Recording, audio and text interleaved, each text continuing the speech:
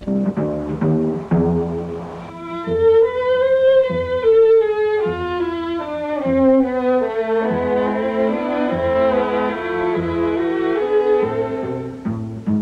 balance, on n'en est jamais sûr, mais en tous les cas, ça se passe autant au moment de l'écriture qu'au moment du tournage. Ça ne peut pas se passer, je ne peux pas privilégier une partie plutôt que l'autre. Je crois vraiment que c'est l'un et l'autre, et que s'il n'y avait pas l'un ou l'autre, le cinéma ne m'intéresserait pas du tout.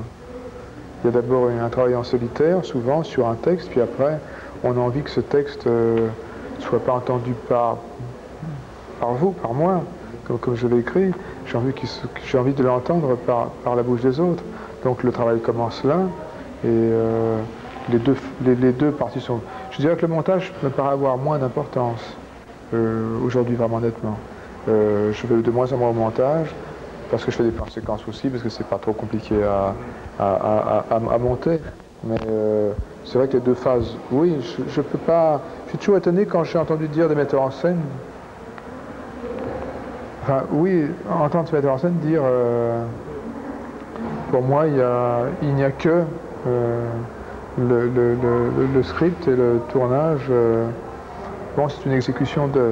Non, moi, je ne le sens pas comme une exécution de... Quand j'arrive avec la scène, je ne sais pas très bien comment ça va se passer. Et je ne veux pas le travailler non plus à l'avance pour ne pas savoir trop comment ça va se passer.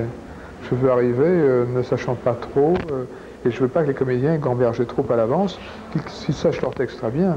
Je ne veux pas qu'ils aient gambergé à l'avance, je leur demande de ne pas gamberger à l'avance leur manière de. Je veux qu'il y ait de la naïveté, et donc je n'arrive pas non plus à entendre les autres cinéastes disant, c'est peut-être valable pour eux, d'ailleurs peut-être juste pour eux, entendre le script, bon tant pis, pas grave, ce qui va compter c'est le tournage. Non, l'un autant que l'autre, vraiment. Tout autant d'importance. Mes films, c'est beaucoup de prises. C'est-à-dire qu'il y a peu de... La seule chose que je demande, je veux bien faire des économies sur tout, mais je ne veux pas faire des économies sur la quantité de pellicules. Je vais pouvoir faire 10 prises, 12 prises, 14 prises, 16 prises, 18 prises, parce que je vais pouvoir travailler vraiment. Parce que si c'est juste être là, avoir le texte, les comédiens me montrent ce qu'ils ont entendu du texte et me le disent, ça c'est 2 prises. Hein. Et c'est ce qu'on fait le plus souvent au cinéma. Et ça ne m'intéresse pas, parce que tout à coup, musicalement, il y a des choses qui ne vont pas me plaire. Il y a des esthétiquement, j'ai plutôt envie de voir un profil tout à coup, j'ai envie de... Enfin, j'ai un travail à faire. Si je n'ai pas ce travail-là, j'écris des romans, ou j'écris des pièces pour la radio, pour le théâtre, je ne sais pas. Mais je ne travaille pas pour le cinéma.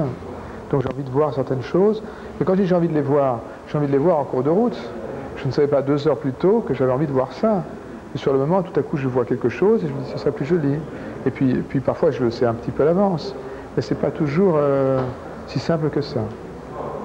Et c'est bon que travaillant, qu'on travaille, que pendant le travail, on travaille. Parce que si tout le travail, c'est la décision de faire ce travail-là à l'avance, c'est une vision un peu militaire du cinéma. Vous ne projetez pas, votre film n'est pas fait une fois que vous avez fait le pas terminé. Non, du tout. Je pense qu'il n'existe pas. Il est toujours en travail. D'ailleurs, je tourne dans la continuité pour cette même raison. Parce que vous pouvez sentir une faiblesse sur un comédien, vous pouvez sentir même que le scénario a une faiblesse tout à coup. Et donc, vous pouvez, dans la scène suivante, par exemple, dans la scène même, mais parfois vous vous en rendez compte en cours de scène, vous allez jusqu'au bout, vous remontez un peu l'acteur, qui vous semble faible, soit de scénario, soit de... Ce jour-là, il n'y est pas. Et c'est utile que le soir même, vous repreniez la scène suivante, que vous la relisiez et que vous essayiez de redonner un peu d'équilibre à ce personnage qui tout à coup affiche un peu le camp.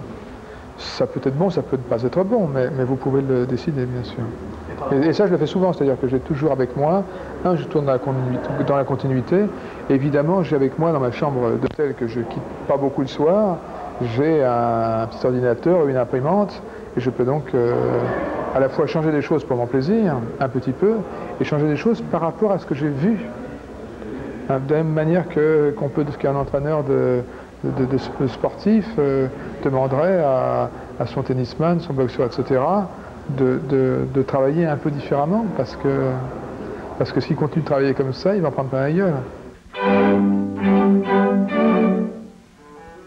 Je fais le tour, et puis un petit peu comme dans ce bouquin de Solanas, là, qui est assez vieux, et dans ce bouquin de 20 ans de Solanas, il n'y a pas grand-chose d'intéressant dedans, sinon qu'on voyait un type qui demandait à une espèce de gourou mexicain, mais je dois dormir où? Et le type dit, vous dormirez où vous devez dormir, ou quelque chose comme ça. Et puis au matin, il cherche toute la nuit, il cherche des places par rapport aux fenêtres, au soleil, à la lune, à la lumière du matin, tout ça va sortir au soleil, etc. Et puis finalement au matin, le chef indien le réveille. Il lui dit, ben, vous avez bien dormi. C'est là que je devais dormir. Et le type lui dit, mais si vous avez dormi là, c'est que c'était votre place. Donc, à un certain moment, on voit mieux la scène où on a le sentiment que c'est plus costaud de là. Mais justifier ça, je ne suis pas assez théoricien et je n'ai pas envie de l'être, de toutes les manières. Non. Je crois que c'est très banal, sinon qu'il y a des gens qui ont du mal un peu à s'approcher des visages et que moi j'ai le goût de ça, de m'approcher des visages. Alors pourquoi? Pour essayer de lire quoi? De lire ce qui est devant, de lire ce qui est un petit peu derrière, de lire ce qui se cache. Difficile, et en même temps, aussitôt qu'on commence à... Quand on tourne avec quelqu'un, et si on l'a choisi, et en principe choisi les comédiens, c'est vrai que c'est souvent des comédiens dont on a le goût. Donc je n'ai pas de raison de reculer devant elle.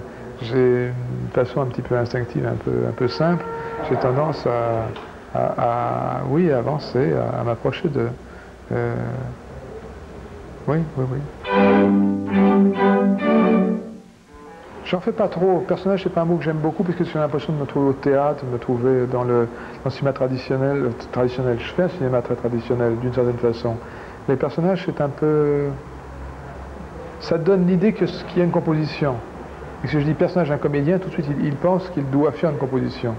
Alors je dis de plus en plus de personnes pour bien montrer que ce que je veux, c'est trouver la personne qui se trouve entre la personne du comédien et la personne du film. Et que entre ces deux personnes, il faut trouver la personne au milieu. Mes personnages, je l'utilise de moins en moins pour ça, parce que il y a toujours un jeu, il y a toujours un petit peu de composition, il y a toujours ça. C'est des comédiens, ils sont devant une caméra, il y a la caméra qui tourne, donc c'est pas...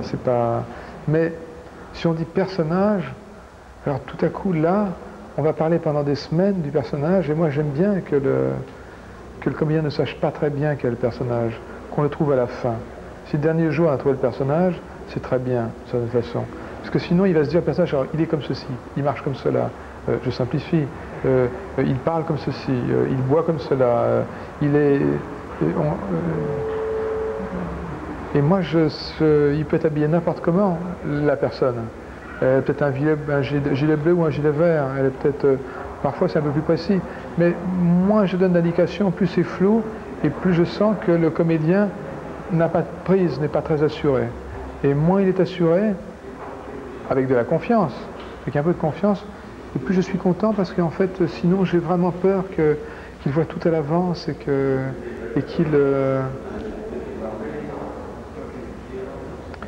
qu'il décide un petit peu de prendre de l'avance sur moi. J'aime bien quand les gens sont sur le moment. Quand ils prennent un petit peu d'avance, ça s'entend. C'est pas très bien. Quand ils jouent l'instant, ils sont déjà ailleurs. Et j'aime bien qu'on joue l'instant dans l'instant. J'aime pas du tout cette façon de jouer avec en ayant un petit peu d'avance. J'aimerais leur donner les scènes jour après jour, mais en fait c'est très difficile. Et puis parfois moi, quand c'est des scènes où il y a peu de dialogue, c'est possible, mais en fait dans mes films il y a des quantités de dialogue qui fait que si je les donne la veille, ils ne seront pas le lendemain et j'aurai des reproches. Ça complique beaucoup la vie. Et je comprends que sur des films où il y a improvisation, comme des films de Lelouch, ils puissent leur donner la scène, 2-3 indications, et puis quelque chose se passe. Sur mes films, c'est vraiment pas possible. Ça a l'air d'être un langage très parlé, et ça n'est pas toujours à ce point-là.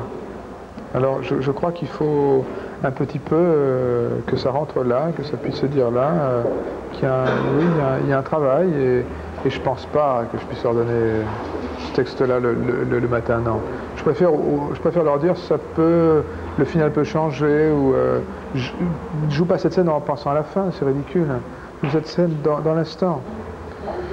Oui, c'est toujours vers l'intérieur qu'on va, hein, de toute façon, mais le plus important, c'est comment le texte que vous avez entendu, vous, et que vous refusez d'entendre, vous l'avez entendu en l'écrivant, d'une certaine manière. Comment vous ne voulez ne plus l'entendre du tout, et comment vous voulez que ça vienne d'eux, que ce soit eux, comédiens, qui reprennent ce texte à leur compte. Donc tant qu'ils n'ont pas repris à leur compte, ce n'est pas intéressant. Quand ils commencent à leur prendre à leur compte, à ce moment-là, vous pouvez commencer à travailler avec. Donc il y a une première étape, je simplifie beaucoup bien sûr, puis d'un jour sur l'autre, d'un comédien sur l'autre, c'est très variable. Mais il y a une première étape où je veux les entendre. Donc c'est vrai que le plus souvent, j'ai tendance à dire, écoute, stupidement, je ne t'entends pas. J'entends un texte, mais toi, je ne t'entends pas. Alors, je veux entendre peut-être le texte, mais je veux toi t'entendre. Je ne veux pas entendre un récitant. À partir du moment où j'entends un petit peu lui derrière le texte, ça commence à m'intéresser. Et là, on peut commencer à travailler. C'est plus facile de tourner avec des femmes ou avec des enfants plutôt qu'avec des hommes. Oui. Et pour quelle raison?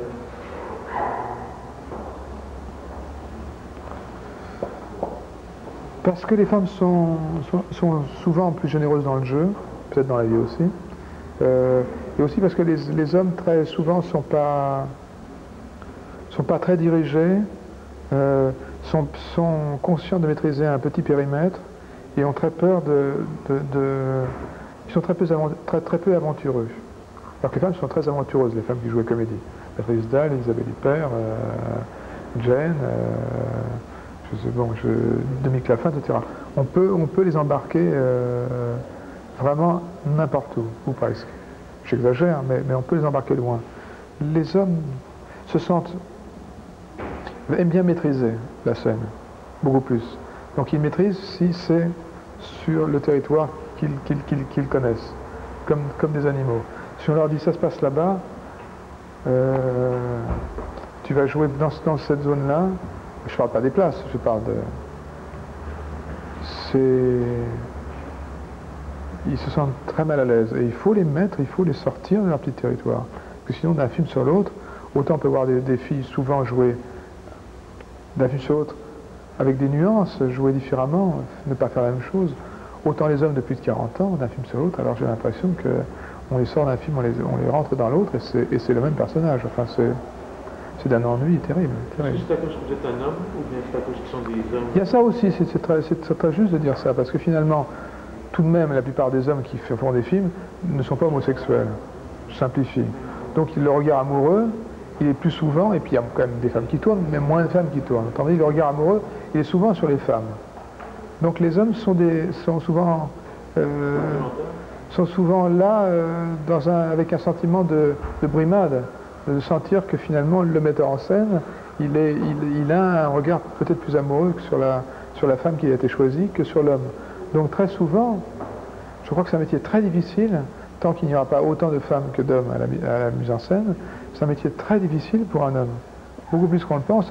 Et donc les hommes qui réussissent sont souvent des hommes qui mettent beaucoup, parfois un peu artificiellement, qui mettent beaucoup de féminin chez eux. Je dirais, je trouve plus en apparence de féminin chez Depardieu que chez un acteur moins connu. Parce que c'est des séducteurs. C'est aussi des séducteurs d'hommes. Je ne veux pas dire que Depardieu est homosexuel.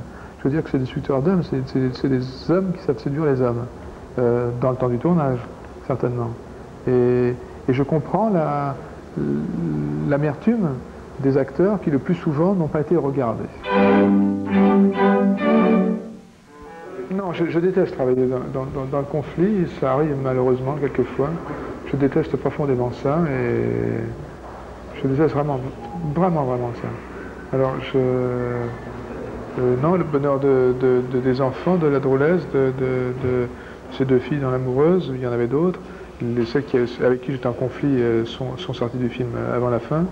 Le bonheur du père, de Dan, de Dominique. Dominique, c'était compliqué. Dominique, la fin d'un femme qui pleure, c'est compliqué, mais c'était pas un conflit permanent. C'était une difficulté à jouer, une difficulté à exister. Donc je comprenais très bien ça, et c'était pas tous les jours facile, mais en même temps, il y avait... là, je lève les yeux, parce que bon, il y a des affiches, on va le comprendre.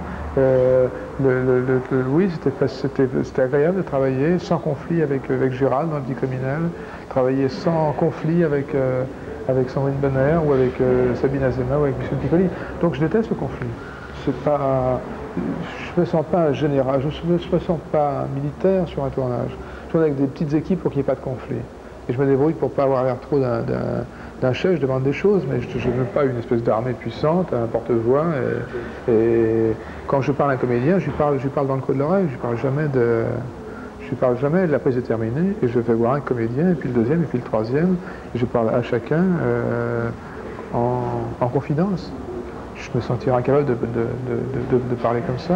Je trouvais ça d'une goujaterie épouvantable. Ça me s'est arrivé 2-3 fois parce que j'étais coincé derrière, mais où j'étais fâché. Mais non, je fonce et je vais leur dire à chacun ce que j'ai à dire. Ce qui fait que je peux plus en dire. C'est plus facile pour moi de le dire parce qu'en fait je peux plus dire de choses. Parce que si vous parlez à tout le monde, vous faites un peu gaffe. Ou vous faites pas gaffe et vous êtes odieux. Mais si vous êtes dans le creux de l'oreille et si personne ne vous entend, alors tout ce que vous avez à dire, vous le dites. Ça ne veut pas dire qu'il n'y aura pas de conflit. Il y a moins de chances pour qu'il y en ait tout de même. Je n'ai pas de concept, ce que je pourrais dire un peu bêtement, c'est que il faut, quand on écrit, essayer de trouver la personne, pour ne pas dire le personnage, et que ce n'est pas très facile parce qu'on démarre et puis c'est un peu flou, et puis il faut que l'esquisse soit pas une esquive, et puis il faut que tout doucement les visages apparaissent.